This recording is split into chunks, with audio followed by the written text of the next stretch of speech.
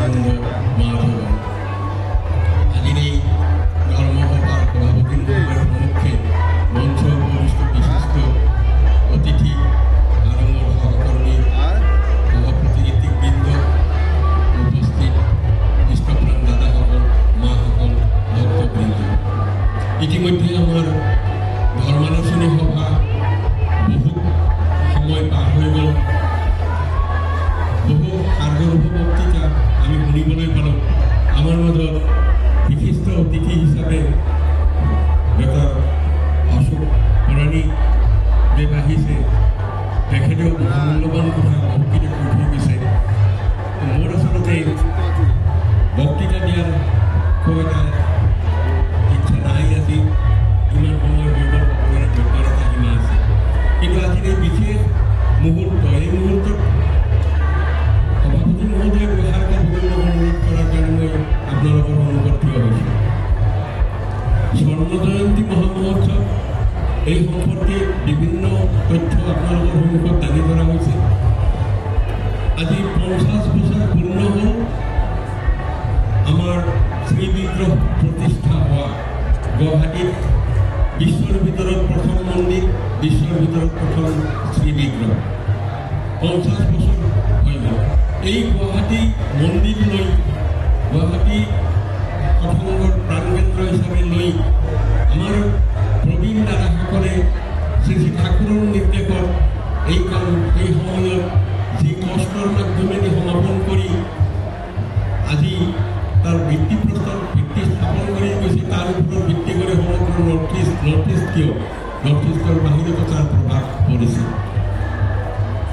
আমি জানো যে আমাৰ ঘৰবিলাকত মই এটা অনুভৱ কৰোঁ এইটো যে আমাৰ ঘৰবিলাকত পৌৰাণিক ৰীতি নীতি অনুযায়ী বাস্তুমতে যেতিয়া ঘৰ বনোৱা যায় তেতিয়া উত্তৰ পূৰ্ব দিশৰ ঘৰটো সেইটো মহাদেৱৰ মানে দিশ বুলি কয় মহাদেৱ থকা বুলি কয় দেৱাদিদেৱ মহাদেৱ থকা বুলি কয় গুৰুৰ স্থান বুলি কয় আমাৰ দেশৰ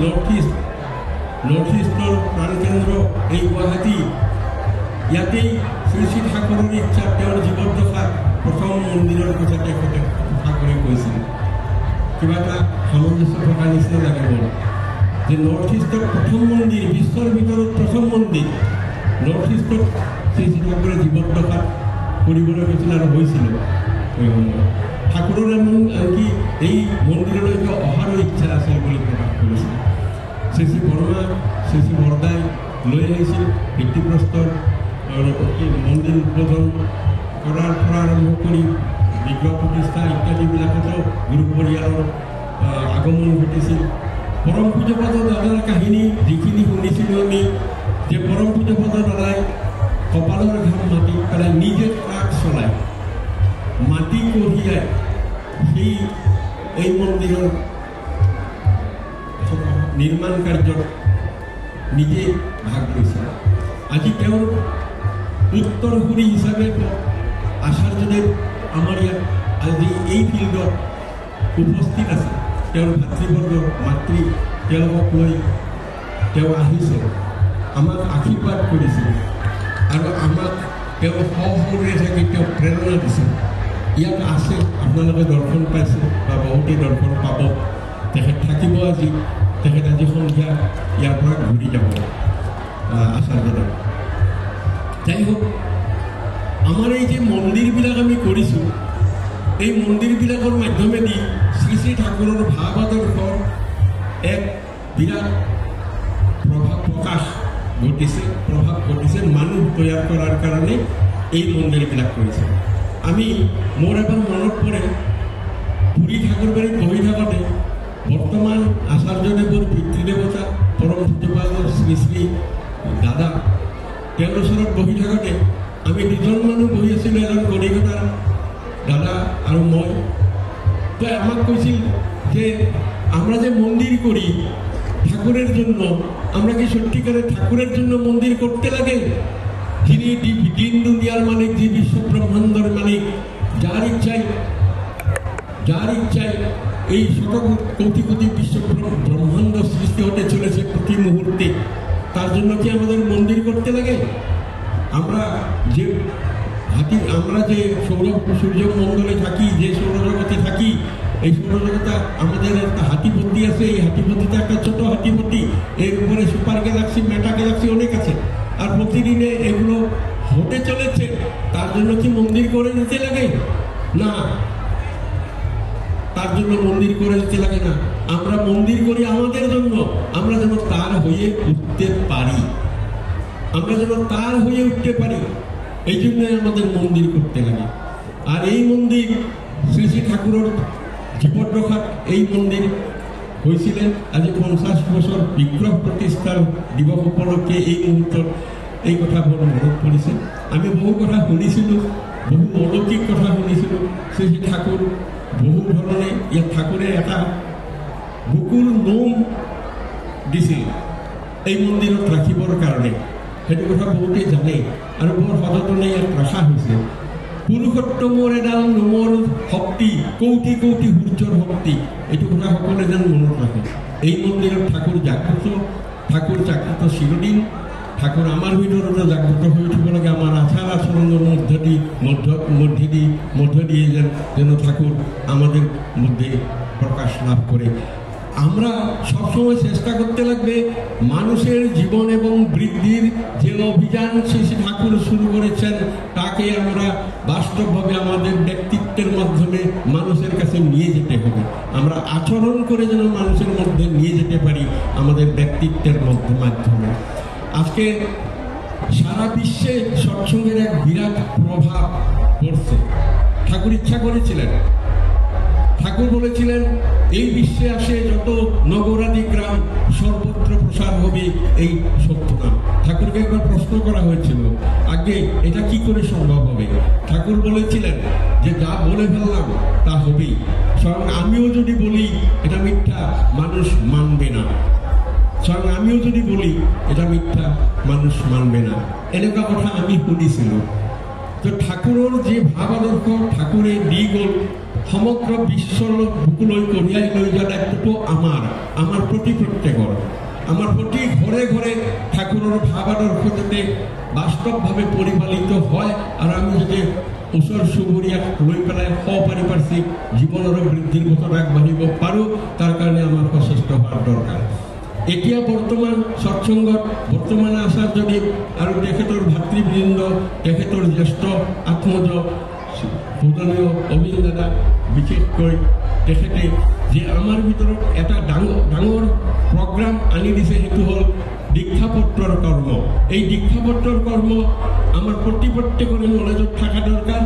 প্ৰত্যেকে আমি এই দীক্ষাপত্ৰৰ কামত অগ্ৰসৰ হৈ যোৱা দৰকাৰ।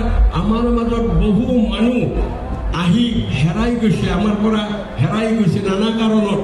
নানা দুঃখ যন্ত্রণার কারণে হব পারে, মনের গতির কারণে হব পারে, সামাজিক কথার কারণে হব পারে, বিভিন্ন কথার কারণে বহু মানুষ আমার মাজৰ পৰা হেৰাই গৈছে। আমি তেওঁলোকক বিচাৰি ল'ব লাগে। আমাৰ পৰিয়ালৰ মানুহ ঠাকুৰক এবাৰ প্ৰশ্ন কৰা হৈছিল, যে আপুনি এই সৎসংগ অৰ্গেনাইজেশ্যন, সৎসংগ অনুষ্ঠানটো কিয় প্ৰতিষ্ঠা কৰিলে? ঠাকুৰে যেতিয়া কৈছিল যে মই সৎসংগ অনুষ্ঠানটো প্ৰতিষ্ঠা কৰিম, এটা অনুষ্ঠান হিসাবে, সেইটো মোৰ ইচ্ছা নোহোৱা নাছিল। আমার ছোটবেলার থেকে একটা ধান্দা ছিল, আমার কাছে যারা আসবে তাদের কিভাবে কল্যাণ করতে পারি, এই ধান্দা ছিল। আর আমার আশেপাশে যে 2-1 থাকতো তাদেরও এই ধান্দা শুরু করে দিল। তারা এখানেই থাকে, এখানেই খায়, এটাই তাদের বাড়ি, এই হিসাবে তারা থাকে। আস্তে আস্তে এই বিরাট আশ্রমটা তৈরি হয়ে গেল স্বতঃস্ফূর্তভাবে। আর আজকে যে সৎসঙ্গ দেখছেন, এই সৎসঙ্গ তৈরি হয়ে গেল।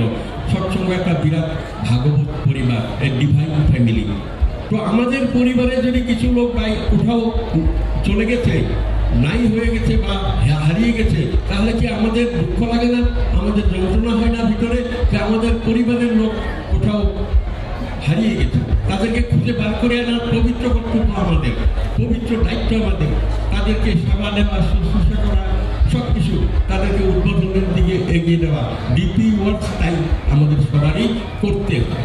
এখন বর্তমান আচার্যদেবের উপস্থিতিতে আমি এই কথাটাও বলি যে গত ঋত্বিক কনফারেন্সে আমাদের বলেছেন যে আমরা যেন প্রত্যেক ঋত্বিক দাদারা কমসে কম আমাদের মধ্য দিয়া যা নাম বিতরণ করা হয়েছে তার এই 10% হলেও যেন আমরা অ্যাক্টিভ করে তুলতে পারি, মানুষকে উদ্বুদ্ধ করে তুলতে পারি, সৎসঙ্গের ইষ্টপ্রাণ করে তুলতে পারি তাদেরকে অন্তত 10% হলেও। সব গুরু ভেটারা যদি সহযোগিতা করেন তাহলে আমাদের যত দীক্ষা হয়েছে তার মধ্যে 10, 20, 50, 40 আমরা পার্সেন্টেজ বেসিসে এগিয়ে যেতে পারবো।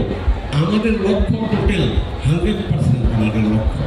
আমরা যেন সবাইকে আনতে পারি ঠাকুরের শ্রীচরণে, আর যারা আশ্রিত হয়েছে সবাইকে যেন আমরা উদ্বুদ্ধ করে তুলতে পারি। এটা আমাদের একটা ইষ্টকর্মের বিরাট অভিশাপ। ঠাকুর দয়া করে আচার্যদেবের মাধ্যমে এটা তৈরি করে দিচ্ছেন। আমরা তত মঙ্গলের অধিকারী হয়ে উঠতে পারবো। আমরা যতই বেশি ঘুরবো ততই বেশি আমাদের স্বাস্থ্য ঠিক থাকবে, শরীর ঠিক থাকবে, সব কিছু ঠিক থাকবে। দয়া করে আমরা তার আশীর্বাদ মাথা পেতে নেওয়া দরকার। আমরা দয়া করে না, তার দয়া আমরা মাথা পেতে নেওয়া দরকার। সবাই যেন এই দিকে আমরা অগ্রসর হতে পারি।